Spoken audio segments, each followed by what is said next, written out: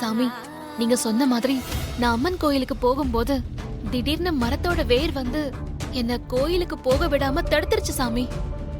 எல்லாம் எனக்கு தெரியும். அதுக்கு காரணம் அந்த சூனியக்காரி கிழவிதான்.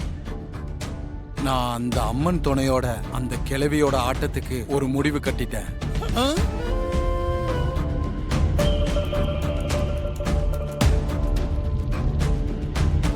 என்னது? என் கிராண்ட்மாவுக்கு முடிவு கட்டிட்டானா? அப்ப அவங்க என்ன ஆனாங்க?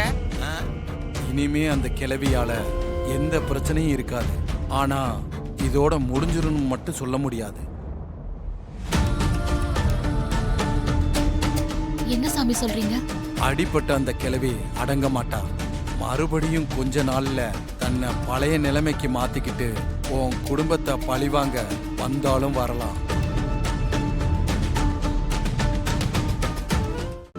இன்றே டவுன்லோட் செய்து உங்கள் ஃபேவரட் ஷோக்களை என்ஜாய் பண்ணுங்க.